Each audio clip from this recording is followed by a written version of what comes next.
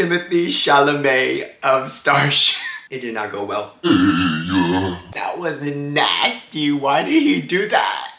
Hi, I'm back to talk about another K-pop survival show, and today it's Debut's Plan, which is for the upcoming boy group from Starship Entertainment. Now, I'm a casual viewer, so I just watched the first 3 episodes to get a feel for how the show is, and I'm going to share my thoughts with you in this video. Now, coming into this show, I really had no idea about any of the contestants, except one of them went viral on Twitter because his name is Park Won-bin, which is the exact same name as a member in Rise, and people were apparently very angry, but it's his birth name, so there literally is no reason to be angry. People are so weird. And the other person that I want to mention, of course, is Junso, who introduced himself as the Timothée Chalamet of Starship. And to be frank, I was like, what is this man talking about? Comparing himself to a famous Western actor. And then I looked at his face, and immediately it reminded me of the Timothée Chalamet meme of the Chinese version of him. 提莫西查拉梅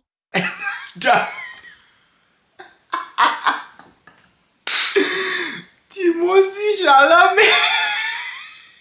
Anyways, the first thing that stood out to me was the name of the group, which is New Kids.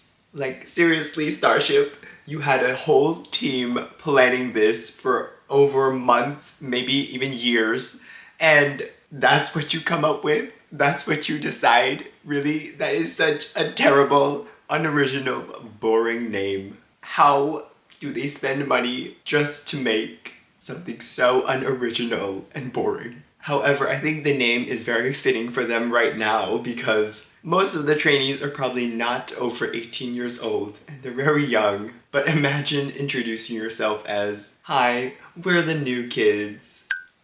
And you're like 28.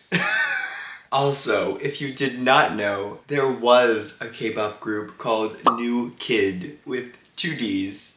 And they are a Nugu group that never really took off anywhere, but one almost famous member was Ji Han-sol, who was an SM trainee, and he trained with NCT, but he got cut. So apparently now he's working as a dance trainer in Australia, and he quit the entertainment industry. I just can't deal with this trend of the terrible names that these companies are coming up with because they spend so much money and time into planning a debut group, and then they just mess it up on that aspect, and it just makes no sense. So, on to episode 1.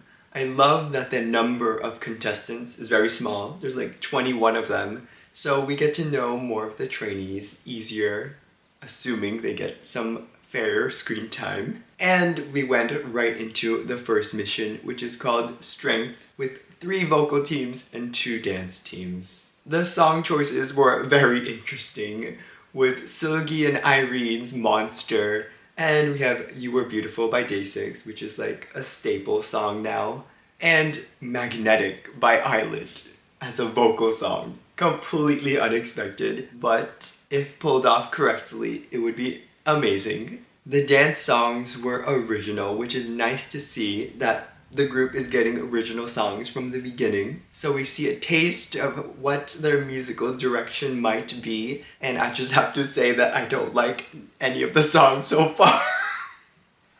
Also, why are the song names also so weird? New AGK and DWN. Really? Okay. Now tell me, why did Starship have these children play Capture the Flag? It was giving me flashbacks to Singles Inferno, where they were fighting for the flag to win a date with a girl. So weird. Like, literally, even the thumbnail of the episode is the same as the thumbnail for the Netflix episode where they played the game. Anyways, moving along onto the performances, we got the 2 dance stages, and the only thing I remember is Park Won-bin. He had the little nine tails moment where he fanned his leg up, and that was great. Other than that, I remember nothing. It wasn't very impressionable. Now we are on to episode 2, where we have the vocal stages, and I'm a sucker for a good vocal. So I'm seated, I'm ready for these people to blow me away with their amazing singing skills. So we start with Team Monster, and it did not go well.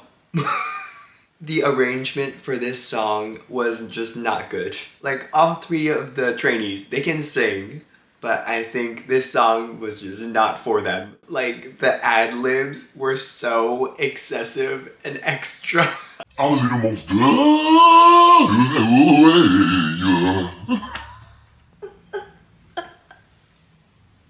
Why did they do that? I don't know what they were thinking when they were rearranging this song. I would rather listen to the original Monster by Silgi and Irene. I'm so sorry. Next, we have the Magnetic team. Now this one I was so excited for. I came into this expecting a Bang Ye Dam kind of magnetic cover. And you know what? That's my fault. That's my fault for having high expectations, okay?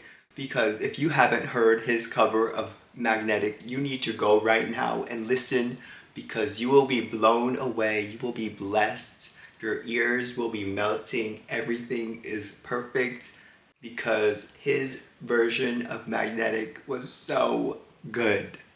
But this one, Debut's Plan Magnetic, not very magnetic. It's not pulling me in, it's pushing me away.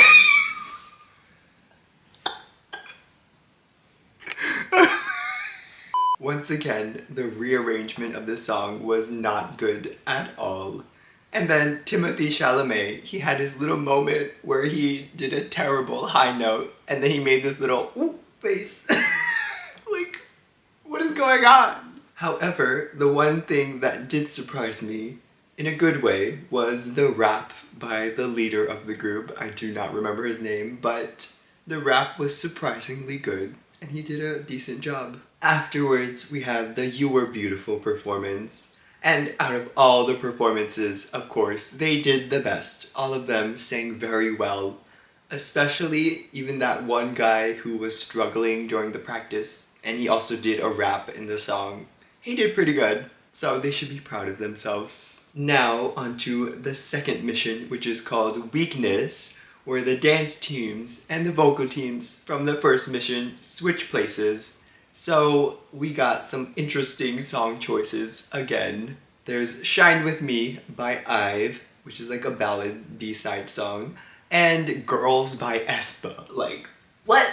Girls? And I just noticed that all of the vocal songs so far have been from girl groups, except for Day 6. Like, why are they doing that? I mean, they have Monster X, they have Gravity. They didn't choose any of their boy group songs.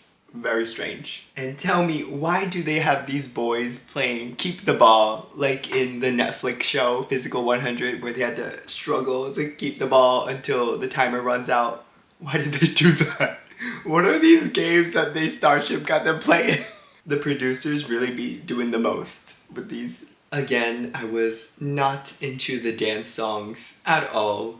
And if this is the musical direction of the group, I'm definitely not excited for what they're going to be releasing in the future. The dance practice for the So Good team had a lot, or a little, drama, I guess.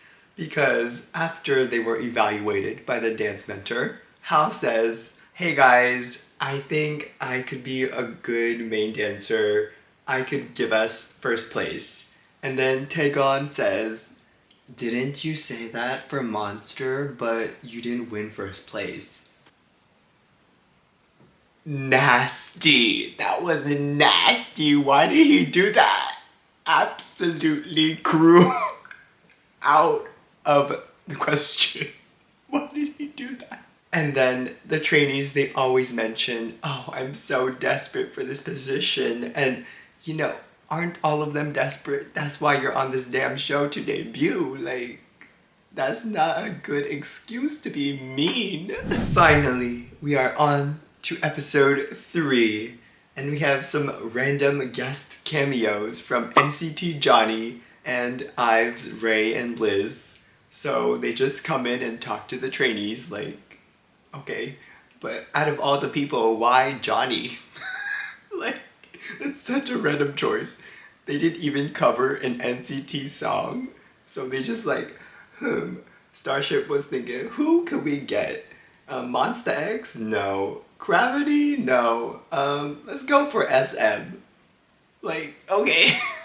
The one thing that stood out to me during this segment was that Liz and Ray mentioned that they both trained with Wonbin and Jiyoung, so I can just imagine it right now. Both of them are definitely going to debut, and then after they debut, they're going to be on some show, and the host is going to ask them, so tell us, you trained with Ive, how was it? And they're gonna be asked that a million times because that's all they ever do when they're mentioned with somebody famous. Now we have the dance performance from the I'm Okay, You're Okay dance team. And their lip syncing was so bad, some of them didn't even try to lip sync. But I guess they get a little bit of slack since the entire song was in English for some reason. Like, so why? It's an original song. They just couldn't make it in Korean, because they're gonna be a K-pop group. Moving along, we got some drama in the girls' team where Baek Junhyuk says parts should not be given equally because the more talented members should be given more parts. And he's referring to himself because he thinks he's better than some of the other members. And to be honest, I kind of agree in general with that statement because the talented members should be shown more. Like, for example, why is Liz, the main vocal of Ive, not getting any lines? You know what I'm saying? But anyways, the leader, Min-jae, in his, confessional interview, he was like, oh gosh, I don't know how I'm going to get over this problem. Meanwhile, he has the main vocal sticker on and the leader sticker on. Like, this man got all the parts and the screen time. Okay. Overall, I did not like the girls' performance. Again, whoever is rearranging these songs needs to be fired because the arrangement was not good. I did not like it at all. And why do they always have to add a random performance part where they dance even though it's supposed to be a vocal song? Like, I'm trying to focus on the vocals. Why are you doing a backflip? Like, what? And finally, we have the Shine With Me team. And wow, the people on this team have some really weak vocals. But I guess some of them haven't trained for more than like a month or something, so they have a little bit of leeway, but they really can't sing. And I'm surprised. I thought it was a little interesting they included the storyline where Seokjun mentions that he was traumatized because a friend said, you suck at singing, you shouldn't sing. So now he is scared of singing, which I guess is a little sad, but also true that he's not that great at singing. But if he wants to be an idol, you gotta train to be good at singing. Like, come on, you can do it. But it just goes to show you the power of words, because you never know what you say will affect somebody. I mean, I'm sure his friend didn't expect him to get traumatized over him saying, you suck at singing. But I don't know. We don't know the situation. Onto the stage. Kyra truly is a gem. Like, that man, he's going to debut. He can sing, he can dance, and he has the visuals. And he can speak Japanese and Korean. So, global right there. Definitely think he will be one of the main members of the group. And the other members who were scared and bad at singing during practice actually performed pretty decent during the real stage. So they should be proud of themselves because they're improving. At the end of the episode, we got the final rankings for the entire mission, and the top 7, I was like, huh? Because I recognized most of the names, 6 out of 7, because who is Lee Uju? Like, who is this man? what did he do? I don't remember him at all. And then I saw him on screen and he was like wearing a cap and he was in the girls' performance, but he really didn't stick out at all. So like, I don't know what's going on. Who is he? Like, what? Where was the talent? But I'm not trying to be mean. I just don't know who the heck he is. I definitely don't know if I will make another video about this survival show because it's something. I will still be a casual viewer, I guess, just to see how they're doing, you know. But I don't know if this survival show is pulling me in like others have. If you watched up until the end of this video, thank you so much for listening to my ramblings, because I'm sure there's other casual viewers out there that have nobody to talk to about this show, because I haven't really seen anybody talk about this show either, even though there is like a fan base around it since the episodes are getting millions of views. But anyways, bye!